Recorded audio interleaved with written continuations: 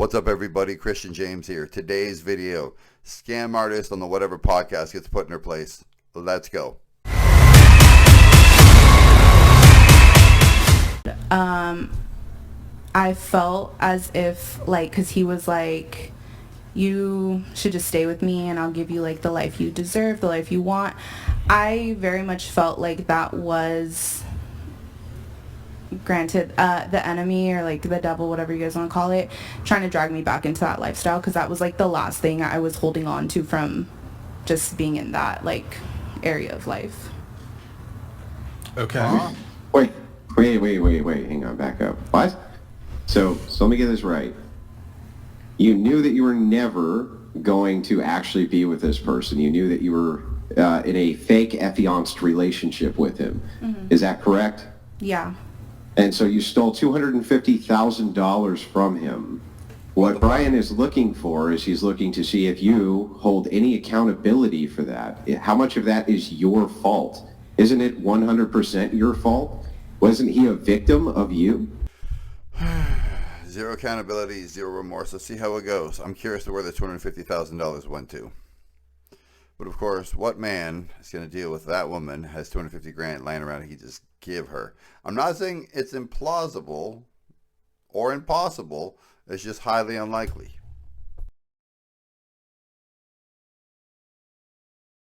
But hang on. If the entirety of the relationship from a person who you were falsely engaged to was done under false pretenses, then everything in which he spent and that you took under false pretenses would be theft. I think we can also... It's a fair point. Yeah, it is. It's a very fair point. But I also think, like, if we look at it from another standpoint, when I was in that time of life, I was also looking at it as he's willingly spending all this money in the hopes of having sex with me. Stop the cap, lady. Look, your vagina is not worth $250,000. This is erroneous. This is outrageous. This is ridiculous. You're lying. I don't even understand the context yet of this $250,000. He could have bought a lot of pussy. He could have bought a lot of hookers. He could have bought a lot of ladies. He could have bought a house. He could have bought a car. He could have bought all of it. Could have got a mistress and a wife for that amount of money, but he gave it to you in the hopes. You're fucking lying. Told him that you wanted to be his wife. I didn't tell him that. Of course He proposed to me. Did you say yes? Fromia donated $69. The IRS should have forensic accountants assigned to the watching of these podcasts. Thank you, Metro Matt, for Brandrew. gifted 5. Yo, JJ, appreciate it, man. Did you say yes? Did you accept the ring? No, the ring was given to me, like, out of him. He had talked to somebody in, like, Colombia, and I, like, saw it in his phone, and I, like, fake got mad, and so he was like, here's a ring, like, I want you to marry me. Because he had asked me drunkenly at a restaurant, and I was like, sure. You just spent, like, $4,000 taking me shopping. Yeah, if you want to marry me, okay. I didn't want to cause a scene. But so he proposed to you. Yeah. Okay. And you said yes. Yeah. So then, yeah. so then, listen. If you say, this guy, though, he just was spending money on me because he wanted to have sex with me, he proposed to you, and you said yes. If that is the case, isn't his expectation that everything he's spending on you, or that you're spending on yourself, is from what is to be his future bride? Why shouldn't he have the expectation of sex? Isn't that you being hyper-predatory? I love how sex is somehow used in this, like, exchange of everything. Like, having sex with a girl is worth 250 grand. It's definitely not. That's ridiculous. Look, I can assume, again, the expectation of sex, because all mammals, all living beings have sex.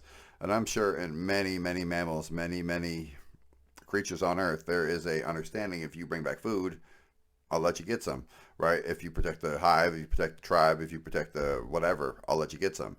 I'm sure that's just the way it works with animals. We're no different than animals, even though I'm sitting here on a computer with a beard, having a cup of coffee, talking to you where the hell you are at your house or on your phone. But let's not stop pretending. There's 4.5 billion women. It's not worth that much. There's not like 2 of them left, right? It's not like a DeLorean. Like, How could this not be 100% your fault? Because he was a willing participant. Like, there was a lot of times we'd break up. I'd tell him, like, straight up, like, I don't want to marry you. You met me at a strip club. Like, add this up in your head. Like, this is not real. And he would very, like, much just act completely obtuse to it. Thank you, JJ. Giovanni JD donated $69. You say you're Christian. Then you are commanded by Christ to perform restitution. Return all your sinfully gained money or be anathema. You won't. Heretic Jezebel. Do you want to respond to Giovanni here? When someone's willingly still trying to participate in something that you've told them what... That's how drug dealers sound, right? Listen. You wanted it, and I didn't push it on you.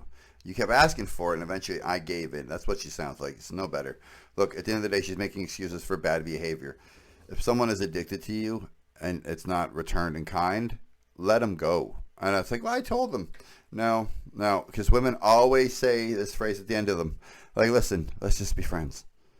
Or, I don't fucking like you. I don't want to be near you. I definitely don't want to marry you. You gross, get away from me would probably work a lot better. And they're still offering you money at that point. They're being a willing participant into it. Like, at that point, what do you do? So let me give a slight response here, because I think that this is kind of silly. Let us assume for a second that I were in some way taking advantage of a woman, where this woman had a lot of cash, okay, and I was telling her consistently that I wanted to be with her. I had even told her that I would marry her, and I was taking advantage of her over the span of multiple years. If that woman became highly attached to me, of course she would become highly attached to me, right? I had essentially been playing into this delusion for the point of monetary gain. That's what I had been doing, right? Mm-hmm. So the attachment would not ordinarily be there if I had said no, but instead I had played into it for the purposes of basically monetary gain. That is not the same as a person willingly participating. That is a person being strung along and a person being essentially lied to. Well, there was, like I said, many instances where I told him what it was, and he even, like, kind of figured it out a lot of the times, like, what it was. He just played dumb to it. Remember, ladies and gentlemen, he played dumb by giving her thousands upon thousands of dollars. Let her continue, but that's how he played dumb. The relationship, whatever it was, he at some point... Well, yeah, he had formed an attachment, right? So he had formed an attachment with you because you had told him that you wanted to marry him, right? So he formed this attachment with you, and he was doing everything he could to reconcile a relationship with his fiance. Like, of course that's what he would do. Like, doesn't that make sense? I mean, I guess I totally understand where you're coming from, and it's not wrong what you're saying, but I mean, at the end of the day... Then I don't understand how you're not... You're 100% responsible for this situation. You made it yourself. Yeah, I was. I totally played a part in it. I mean, I played a huge role in that. I lied about a lot of stuff to him, but at the same time, it's like the times that I did come clean to him, and I was like, look, I don't want to do this anymore. He had, and I told him straight up what it was. I'm like, I don't want. Yeah, but you're still using this caveat where, after I had started to come clean to him about the fact that these were mostly lies, that I had told him this type of thing. At that point, the man had an attachment. He had an attachment which had formed around you based around your lies. The maturing person in this situation, not the mature person, because the person who did it initially isn't mature, but if you matured while doing this to another person or just matured in life, that happens to be what you're doing, the mature person would walk away like, oh, I'm a human pile of dog feces, and walk away. But she's not doing that, and she's not taking ownership of her mistake. Every time she takes ownership of her mistake, there's an asterisk beside it, like Barry Bonds' home run record. Yeah, but... Never would have existed, though, absent your lies.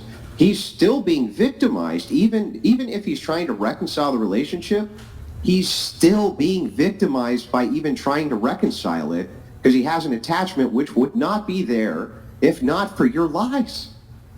Well, he had multiple other women that he was, like, giving money to, so I don't see it completely as, like, he has a problem. He deals with, like, alcoholism. It's really weird that suddenly he has over multiple women in that way. Okay, well, suddenly it's really weird. He didn't mention anything about other women that he was sending money to. I did. I until said just now. he was talking to someone in Colombia that I found out about. Okay. Well, the thing is I think that if you string a person along and they become attached to you based around a set of lies, that even if they want to stay with you after they figure out that these are lies, in many ways they're still being victimized. Wouldn't you agree? Yeah. Yeah. I agree with that. So I don't see how the accountability here really just isn't on your shoulders, to be honest with you. Because then Andrew, she has to admit that she's a bad person. And nobody wants to admit they're a bad person because they have to look at themselves as a bad person in the mirror and realize they're human garbage. And they have changes that have to be made. So if you can keep making caveats, well, like, he was a drunk. Like, okay, so you played a drunk. He was talking to a girl in Colombia. Now, assuming you're in Miami, right, and this is the globe. Okay, so Canada's up here. All right, Miami's down here. And then Colombia's way down there, near the bottom of South America. What the hell are you talking about? That's not a threat. Like, oh, I'm going on a 4-day trip to Colombia would be a little suspicious. But again, it's just making excuses. You're a bad person who did a terrible thing to a person now who's an alcoholic with a sex addiction. I'm not saying it's got nothing to do with it, but if you know a person has a problem, stop playing them. That, are you a Christian? Do you I believe in am, God? Yeah. Well, I think What then denomination are you, by the way? Are you non-denominational? Well, I honestly don't know what like denominations are. I just know I Yeah, have a you- really good relationship with Yeah. God. Did you Hillary get Epstein baptized? donated $69. Stop justifying your lies. You took advantage of the man. You owe him the dollar back and the IRS should def look into this. Did you get baptized at the St. Baptist by chance? No. I got No. I don't know what denomination my church is. I just know it's like a Christian church. What's it? It's the person who used to work at an Anglican church. I'll tell you right now, the easiest way to identify as an Anglican church was not the design of the building, was not the architecture of the building, was not the shape of the building or the people around the building. It was the fucking name on the building that said Anglican Church. Sometimes just by the name of the church, I can figure out the denominations. Why I ask.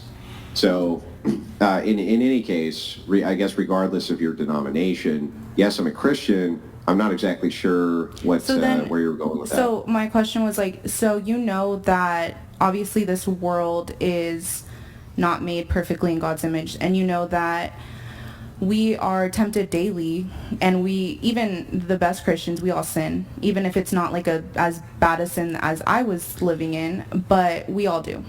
I'm sure you've sinned like at least 3 times this past week, and it's not something that you feel that you I sinned 3 times today. Exactly, that's what I'm saying. So but I don't understand what the point is here. okay, let me get to the point, please. Okay. So my thing is that yes, what I was doing was wrong, and I had not fully came to Christ and tried to live my life by him yet.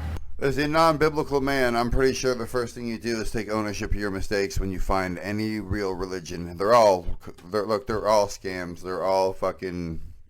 They're just like Scientology. The difference is the guy who invented Christianity, Judaism, and Islam has been dead for like 1,500 years, right? The new ones are dead recently. That's the difference. But look, at the end of the day, if this is what you believe and this is what you found, then you would take complete ownership of your mistake, because that's part of the Bible. That's part of religion. That's part of being a good person. And again, you don't have to be religious to be a good person, people. Just take ownership of your mistakes. Be a fucking grown-up without having the fear of eternal damnation for wherever direction it comes from. Living for the world, I was still very much living by this like societal image of like, I didn't like being called a city girl, but obviously that lifestyle of like, take it, spend it. I want to live this luxury lifestyle that it's all over social media. Like I was 23, 24 at the time, and I was trying to just, live my best life. I wasn't living with Christ. Yes, but do you understand that the point of Christianity is the salvation of Jesus Christ due to his sacrifice for your sins? Yeah. And that it's through Jesus Christ from which you are saved. Your sins can be washed away, but the material stain that you leave behind on the world, you're still responsible for the things that you have done. Christianity is not a form of salvation which then states that all wrongs that you've done now are also washed away. And I'm not in this material world, the non-metaphysical world, right, you have wronged this person horribly. And that's why the chat is asking, how you plan to compensate for that. Just saying that you have been saved, right, I don't understand how that somehow alleviates the burden of responsibility. It doesn't, because just because Christ forgives you doesn't mean the law forgives you, doesn't mean the victim forgives you, doesn't mean any of that forgiveness has been given yet, if at all. So you might want to pay restitution to the person. And it doesn't have to be financial restitution. I'm sure the person wants to get the money back. But you want to pay restitution. You want to apologize. You want to make up for your sins. You want to, do the things you're supposed to do as a good person. Not, oh, I found Jesus, so I'm just going to hide behind him because he's going to pay all my debt. A 2-year-long relationship I had with this man. Like, I totaled a car due to him, so that was like $50,000 of my own money. Like, it was my car that I bought before I met him, gone. Wait, how's that his fault? He was drunk driving my car. Oh, he was driving the car? Yeah. I thought you said you totaled it. Well, I took fault for it because I just wasn't gonna make him get a DUI. So you got the DUI? No, I didn't get a DUI, but I wasn't drunk. So there's a lot of things. Okay, so in this scenario, ladies and gentlemen, what she's saying is I let a drunk person drive my car when I was perfectly sober and I could have drove it. That's exactly what she's saying. Aware of it? He hit parked cars. Okay. So, yeah, no, car gone. Also got a car in his name, and it, like, he repoed it because he ended up not wanting to pay for it anymore. Like, there's a lot of things that I know that I got my karma, if you want to say, or just like the world gave me what I was owed in that relationship. Like, I don't sit here and think that I'm, like, completely... Karma is a non-Christian value, just so you know. I know, I'm just saying for, like, people that see it as that way. Ulysses the Pagan donated $200. Thank you. If this was gender reversed, the male would be vilified. Funny when it's the woman that does the victimization, it's still the man's fault for being a sap. Pegasus, Penguin, whatever the hell your name is, I'm going to cut off the video right there. Look, this woman is a professional victim. She'll take no ownership of her mistakes. She's a con artist. Somehow some dude took a 4 and thought it was a 10 and gave her a bunch of money to fix her face and her breasts, and well, you still got a 4.5. But nonetheless, stay away from people like this. Don't be a terrible person. Honest to God, if you take any lesson from shit like this when I do these fucking videos, don't be a terrible person. There's no value in it. Like, I got some money, but you're human trash. And at the end of the day, being a con artist on a podcast that the whole world can see, it's a dumb idea. Probably the jig's up. But nonetheless, like, comment, subscribe. Tell me I'm right. Tell me I'm wrong. Tell me I ever ran a game like this on you. Tell me if I ever ran a game like this on somebody else. I kind of did once. Time for a different video, different story. I'm out.